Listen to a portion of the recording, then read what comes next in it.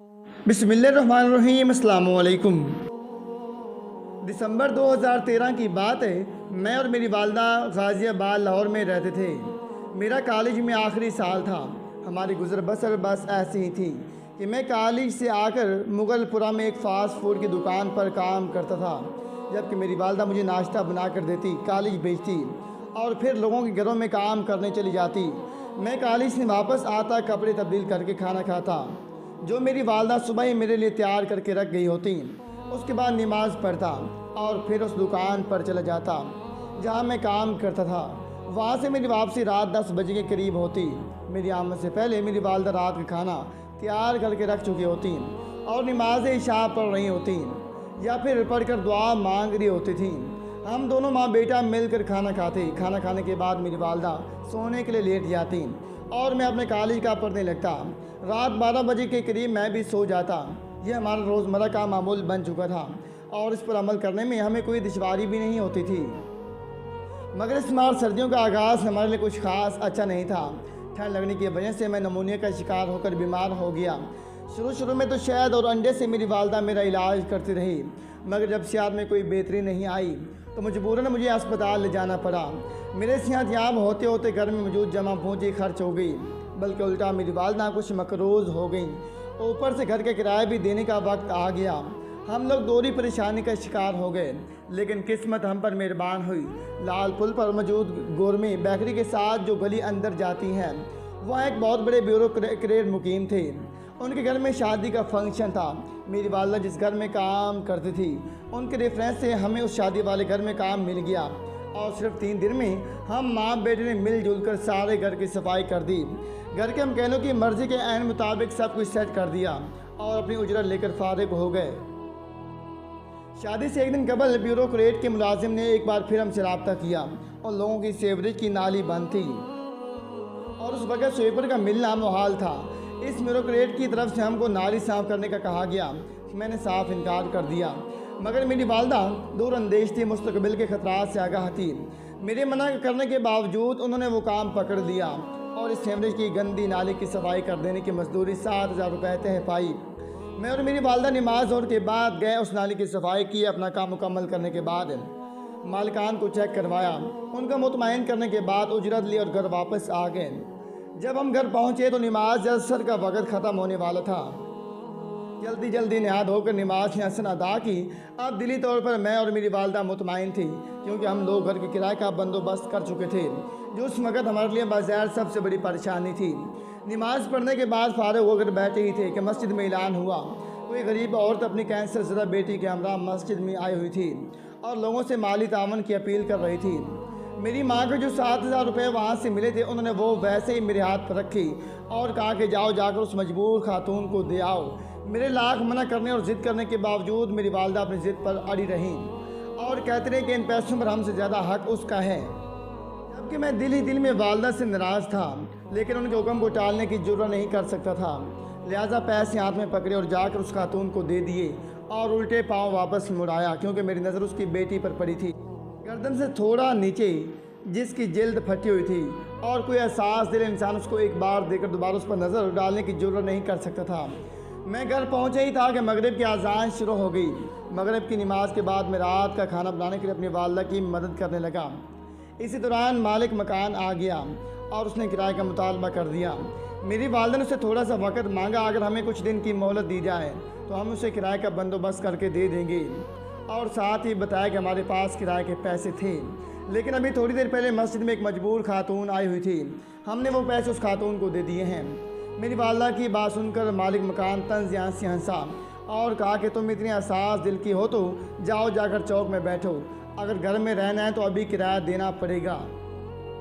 हमारी लाख मिन्नत समाजत पर भी वो नहीं माना, यहाँ तक उसने मुगलजात बकना शुरू कर दिए। मैंने थोड़ा सख्त रद्द अमल दिया तो उसने हमारे घर का सामान उठाकर बाहर फेंकना शुरू कर दिया। मोहल्ले के बाकी लोग भी जमा हो गए। लोगों ने आकर लड़ाई की वजह पूछी। मेरी वालदा ने सारा वाक़या बताया। मेरी माँ की बात सुनने के बाद मालिक मकान ने इंतहाई घटिया ज़बान इस्तेमाल करते हुए कहा कि अगर किसी के मकान में मुफ्त बैठ कर सखावत करने का इतना ही शौक़ है तो किसी कोठे पर जाकर बैठ जाओ। उसके अल्फाज सुनते ही मैंने छुरी लेकर उसे मारना चाहा, लेकिन लोगों ने बीच बचाव करवा दिया। हम लोगों ने 10 दिन के अंदर किराया देने का वादा करके उसके घर से अपना सामान उठाकर उसका घर खाली कर दिया। एक घर जिसमें मेरी वालदा काम करती थी, उन्होंने अपनी छत पर बना हुआ स्टोर रूम हमको 15 दिन के लिए मुफ्त रहने के लिए दे दिया।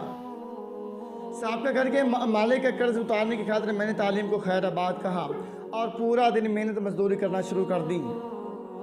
15 दिन के अंदर मैंने उसका सारा कर्ज अदा कर दिया और अल्हम्दुलिल्लाह इतने पैसे बचा लिए। थोड़े से पैसे एडवांस अदा करके हमने आरे बाज़ार के करीब मकान किराए पर ले लिया। मगर 3 से 4 महीने तक मेरे दिल में यह मलाल रहा कि मेरी वालदा की बेवजह सखावत ने पूरे मोहल्ले के सामने हमें रुसवा कर दिया है। मेरी तालीम का सिलसिला भी ख़त्म हो गया है और इस सारे अमल के दौरान सिवाय नुकसान के हमें कुछ हासिल नहीं हुआ। मेरी और मेरी वालदा इस मौजू पर अक्सर बहस हो जाती थी, मगर मेरी वालदा मुझे एक ही जवाब देती कि वो खातून मखलूक खुदा थी, उम्मत मोहम्मदी से थी। उस वक़्त इन पैसों पर हमसे ज़्यादा उसका हक था, क्योंकि वो हमसे भी ज़्यादा मजबूर थी। उसे ना जानते पहचानते हुए भी हम लोग सिर्फ अल्लाह और उसके रसूल सल्लल्लाहु अलैहि वसल्लम की रज़ा के लिए उसका वसीला बने हैं। घर की सारी जमा पूंजी उसको दे दी हैं और इस अच्छाई के बदले इतने मसाइब देखे हैं। इंशाअल्लाह इसका सिला भी हमें ऐसा ही मिलेगा। किसी दिन अगर हम लोग इतने मजबूर हुए तो यही अल्लाह ताला की मखलूक और प्यारे नबी सल्लल्लाहु अलैहि वसल्लम की उम्मत ऐसे हमारी मदद करके हमारा कर्ज उतार देगी। मगर इसके बावजूद जो नेकियां हमें अल्लाह ताला से मिल गई हैं वो कायम रहेंगी। मैं अपनी वालदा की दलील सुनकर खामोश हो जाता, क्योंकि इस दलील से आगे सवाल करना किसी भी मुसलमान के लिए मुमकिन नहीं रहता था। खैर वक्त गुजरता रहा। जब मैंने पूरा दिन मजदूरी करना शुरू कर दी और तालीम छोड़ दी तो मैंने वालदा को भी काम करने से मना कर दिया। क्योंकि मेरी वालदा ने मेरी बात पूरी तो ना मानी, अलबत्ता उन्होंने ये शुरू कर लिया कि वो पहले टाइम आधा लोगों के घरों में काम करती और सेकंड टाइम कपड़े सिलाई करती। यूँ अल्हम्दुलिल्लाह हमारा गुजारा अच्छा हो जाता और हमें किसी के सामने हाथ नहीं फैलाना पड़ता। 2020 में मेरी वालदा और वालिद के दरमियान इख्तिलाफात ख़त्म हो गए। मेरी वालदा उनके पास चली गई, मैं भी वहाँ गया, मगर ना तो मुझे वहाँ दिल से कबूल किया गया और ना ही मैं खुद को उन लोगों के दरमियान सैर कर सका। मेरे कहने पर मेरी वालदा ने इधर उधर से रकम पकड़ कर कुछ मेरे वालिद साहब से लेकर मुझे बाहर भिजवा दिया। यहाँ कुछ अर्सा तो मेरा काम चलता रहा, लेकिन फिर हालात ख़राब हो गए और पिछले 3-4 महीने से मैं तकरीबन फारिग हूँ। मेरे पास इस वक्त खाने तक के लिए पैसे नहीं थे। यहाँ पर लोग डिलीवरी बॉय का काम करके अच्छी खासी रकम कमा रहे हैं, लेकिन इस काम के लिए कार का लाइसेंस होना लाजमी है और मेरे पास तो इतने पैसे भी ना थे कि मैं 2 वक्त की रोटी खा लूँ। कार का लाइसेंस बनाना तो मेरे लिए नामुमकिन था। मैंने अपनी वालदा से कुछ माली तावन करने का कहा। उन्होंने मेरे वालिद से बात की, मगर मेरे वालिद से उन्होंने मना कर दिया। मुझे और तो कोई सूरत नज़र नहीं आई। मैंने अपनी एक तहरीर में अपने कारीन कराम से कुछ तावन करने की दरख्वास्त की ताकि मैं लाइसेंस बनवा सकूं, और ये दरख्वास्त इस उम्मीद पर की कि मेरी वालदा ने जब मेरे रुकने के बावजूद इस उम्मत मोहम्मद की बेटी की मदद की थी तो मेरे पूछने पर यही जवाब दिया गया था कि किसी दिन तुमको ज़रूरतमंद बनकर किसी अनजान शख्स से कुछ मांगोगे तो खुदा तुम्हें भी मायूस नहीं करेगा और इसी शख्स के वसीले से तुम्हारी मुश्किलात दूर कर देगा।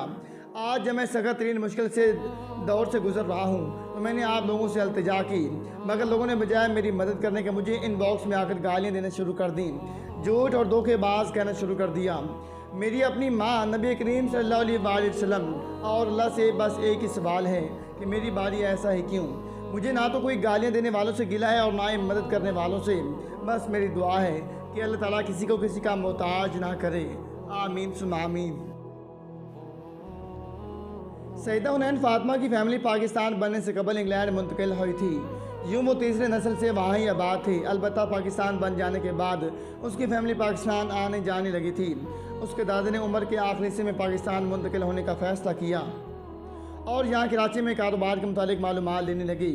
उन्होंने कलर पेंट बनाने की एक कंपनी में पैसा लगाया और जब कारोबार चल निकला तो अपनी फैमिली को भी कराची बुला लिया। किस्सा मुख्तसर कि जब उन्होंने कराची की सड़कों पर बानी पाकिस्तान की बैन को ज़लील रुसवा होते देखा, जब इसी मिल्लत को अपनी मादरे मिल्लत को गालियाँ देते हुए देखा, तो उन्होंने कहा कि बच्चों ये कम अज़ कम क़ायद आज़म का पाकिस्तान नहीं हो सकता। जितना जल्दी हो सके यहाँ से निकलो और वहीं चले जाओ जहाँ से आए थे। दादा के फैसले पर हम लोग वापस इंग्लैंड आ गए, मगर दादा जान कारोबार समेटते समेटते वहीं रह गए। उनका इंतकाल हो गया, मगर उन्होंने हमारे दिल में ईमान, इस्लाम और पाकिस्तान की मोहब्बत डाल दी। हमारी फैमिली ने हमेशा पाकिस्तानी तरह ज़िंदगी अपनाया। ख़वातीन ने पर्दे का ख़ास ख्याल रखा। यहाँ तक कि जिस गली में हम मुकीम थे उसे पाकिस्तानी होम स्ट्रीट का नाम दे दिया गया। आज भी मेरी फैमिली का हर शख्स खुद को पाकिस्तानी कहकर मुतारिफ करवाता है।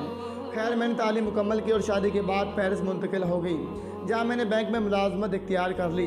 मगर मेरे सीनियर्स ने मेरे पर्दे करने और रुबाया पहनने पर एतराज़ कर दिया। मैंने उनकी बात को टालना शुरू कर दिया, यहाँ तक कि मुझे हिजाब और जाम में से किसी एक चीज़ का इंतखाब करने का कहा गया। मैंने अपने शोहर से मशवरा किया। मेरे शोहर ने मुझे हिजाब छोड़ देने के लिए कहा और उसकी 20 दलीलें दे दी, मगर मेरा दिल मुतमईन नहीं हुआ। यहाँ तक कि मेरे शोहर ने मुझे हुक्म दे दिया कि मैं पर्दा ना करूँ। मैंने शोहर की बात के सामने सर तस्लीम खम कर दिया और उनकी बात मानने का फ़ैसला कर लिया। मगर जब मैं कमेटी के सामने पेश होकर पर्दा न करने वाली शर्त पर साइन करने लगी तो मेरा दिल नहीं माना और मैंने मुलाजमत से इस्तीफ़ा दे दिया। मेरे शोहर ने मेरी जॉब छोड़ देने की हरकत को मेरी अना समझ लिया और सज़ा के तौर पर मुझे तलाक दे दी। मैं तलाक लेने के बाद वापस इंग्लैंड मुंतकिल हो गई और यहाँ अपनी इद्दत पूरी की। इंग्लैंड में जहाँ मुकीम थी उसी गली में अक्सरियत मुसलमानों की है। मेरे पड़ोस में एक कतर की फैमिली आबाद थी। जब उनको मुझ पर बीती का पता चला तो उन्होंने अपने बेटी की रजामंदी से मेरा हाथ मांगा और यूँ मेरी चंद शराइत के साथ मेरा कतरी नज़ा लड़के अफसेल से निकाह हो गया। निकाह के बाद मेरे शोहर ने सऊदी अरब में बिज़नेस शुरू किया और हम वहीं मुंतकिल हो गए। अल्लाह ताला ने मुझ पर करम किया और मुझे सऊदी अरब के एक प्राइवेट बैंक में मुलाजमत मिल गई। कुछ अर्से कबल हमारे बैंक और पेरिस की इन्वेस्टर कंपनी के दरमियान मुआहदा हुआ। पेरिस की कंपनी की तरफ से जो आदमी टीम को हेड कर रहा था वो मेरा वही साहब का बॉस था जिसने मुझे जॉब छोड़ देने पर मजबूर किया गया था। मैंने यही बात अपने मौजूदा अरब बॉस को बताई तो उन्होंने मुझे मुकम्मल सपोर्ट करते हुए मुआहदे करने का इख्तियार दे दिया और साथ ही मेरे साहब का सीनियर को हुक्म दे दिया कि हमारी तरफ से चूँकि खातून डील कर रही है तो लाजिम है आपकी तरफ से खातून ने डील करें। अगर आप कोई खातून नुमाइंदा मुकर्रर करके उसे पावर ऑफ अटार्नी दें उसे आप मुकम्मल हिदायत दे सकती हैं, मगर मुआहदा औरत ही करेगी। मेरे साहब का बॉस ने हेल हुज्जत से काम लिया तो मेरे मौजूदा बॉस ने मुआहदा ना करने की धमकी दे दी। यूँ मजबूरन एक खातून को मेरे साथ डील करना पड़ा। जिस दफ्तर में डील होनी थी मैंने उसके बाहर जलिया रूप से लिखवा दिया था कि गैर महरम मर्द और बेगैर हिजाब की ख़वातीन का दाखिला ममनू है।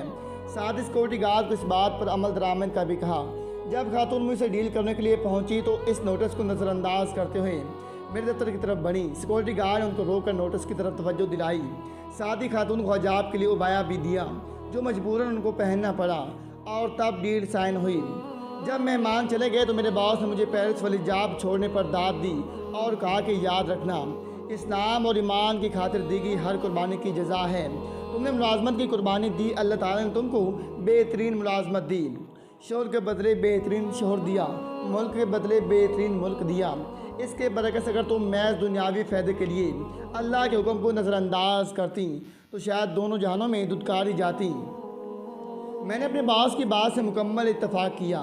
इस बात में कोई शक नहीं कि आज मेरे पास अल्हम्दुलिल्लाह आज सब कुछ पहले से बेहतरीन है।